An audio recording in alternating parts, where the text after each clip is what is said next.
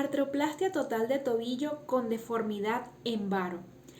La deformidad en el plano coronal es común en el contexto de la artrosis de tobillo en estadios avanzados.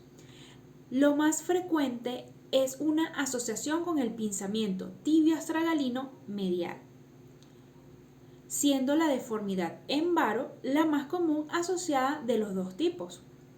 Recientemente, estudios revelan una tendencia a extender las indicaciones de tratamiento de la artroplastia total de tobillo en deformidades coronales severas, en especial las deformidades en varo por su frecuencia de presentación. La deformidad en varo del tobillo tiende a ser más benigna que el valgo, al igual que en otras articulaciones. Incluso los resultados para la reparación o reconstrucción de ligamentos laterales son más efectivas y reproducibles. Más de la mitad de los pacientes con artrosis de tobillo presentan deformidades intraarticulares o extraarticulares en el plano coronal. En términos generales, las deformidades superiores a los 10 grados en el tobillo deben ser manejadas previo a la implantación de la prótesis, logrando ser en el mismo acto quirúrgico o en dos tiempos. Estudios reportan que entre el 10 y 40% de los pacientes con artrosis de tobillo presentan deformidades superiores a los 10 grados en el plano coronal. Eventos traumáticos como las fracturas malleolares o esguinces del tobillo pueden generar deformidades en varo debido a daños en la porción medial del domo astragalino.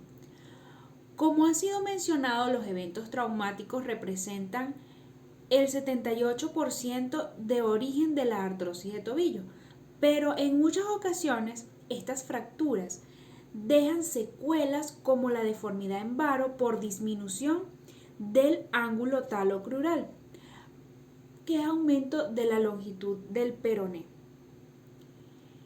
que normalmente es alrededor de 83 más o menos 4, aunque lo más frecuente no es un peroné alargado, sino lo contrario. La alineación normal del retropié tiende a ser en valgo, por lo cual el varo del retropié tiene características más deleterias que el valgo en casos no traumáticos. Cuando existe varo en tobillo o retropié de origen no traumático, deben descartarse causas neurológicas. Cuando se tiene un paciente con artrosis de tobillo, inicialmente debe valorarse la alineación del retropié y tobillo.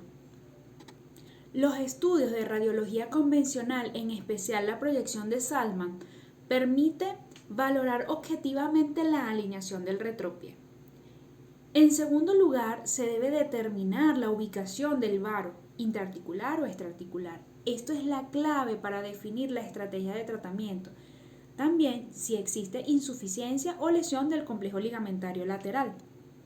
El incremento de las publicaciones que equiparan los resultados satisfactorios de la artrodesis de tobillo con la artroplastia total anima a realizar cada vez más reemplazos. Incluso ya se logran manejar defectos de alineación en el plano coronal de manera efectiva.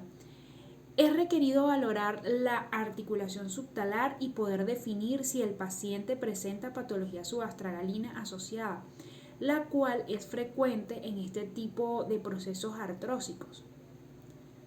De existir patología subtalar, se debe hacer el tratamiento correspondiente tal como artrodesis subastragalina. Incluso la corrección del varo con osteotomía de desplazamiento del calcáneo está indicada en caso de mala alineación del retropié. En definitiva, se debe valorar la alineación, origen de la deformidad, evaluar la estabilidad del tobillo, identificar patologías asociadas de la articulación subastragalina y luego tratarlas sistemáticamente. El orden de realizar los procedimientos será mencionado en el temario de técnica quirúrgica en este mismo tema. Existe un consenso entre diversos autores para definir el paciente ideal que se va a someter en una artroplastia de tobillo. Debe ser mayor a 50 años, una buena calidad ósea, buena alineación, buena estabilidad, movilidad del tobillo conservada, no afectación de articulaciones vecinas. El paciente descrito es ideal, pero poco frecuente. Lo común es que algunos o muchos de estos parámetros no serán encontrados en los pacientes con artrosis. Por ejemplo, muchos acuden al médico cuando casi no existe movilidad o la limitación de la marcha es significativa. Como fue mencionado anteriormente, un número significativo de artrosis de tobillo están acompañados de deformidades en el plano coronal superior a los 10 grados. Técnica quirúrgica. La técnica quirúrgica es tradicionalmente a través de abordaje anterior amplio sin retracción forzada de la piel y tejidos blandos. Dependiendo del origen del varo, estableceremos el orden de acción. En caso de varo por causa ósea extraarticular, se deberá corregir antes de colocar la prótesis. De no requerir osteotomías y el varo poder ser manejado con los bloques de cortes intraarticular, entonces se procederá a la artroplastia. El abordaje lateral transfibular puede ser utilizado en cualquier artroplastia de tobillo. Al igual que la prótesis trabecular metal de Zimmer, este abordaje está atado a un modelo de prótesis en particular, por lo cual depende de muchos factores: autorizaciones legales, importación del implante, etc., para popularizar su uso. El abordaje transfibular ha demostrado ser efectivo en reducir las complicaciones de partes blandas y genera buenos resultados clínicos comparables con otros métodos protésicos. En los casos de deformidades coronales en varo del retropié, se procederá a realizar la osteotomía de desplazamiento del calcáneo en sentido lateral, valguisante. También en casos de artrosis o enfermedad subastragalina, la misma debe ser abordada durante la cirugía. Siempre hay que ser cauteloso con la remoción de osteofitos, porque en el caso de del tobillo, estos estabilizan la articulación. Por eso los osteofitos se deben remover antes de colocar la prótesis total de tobillo. No se debe remover osteofitos una vez colocada la prótesis para evitar pérdida del balance de la prótesis. Manejo posoperatorio. En general, el tobillo permanecerá inmovilizado en el posoperatorio por un periodo no menor a 2 semanas, llegando a extenderse hasta las 4 semanas en caso de complicaciones. Las partes blandas y la cicatrización de la herida debe tener prioridad en la primera fase del posoperatorio. El apoyo parcial se inicia posterior a la 6ª semana, apoyo total sin restricciones en el periodo no menor a 10 semanas. El esquema posoperatorio descrito en este módulo es un intermedio entre distintos planes de recuperación.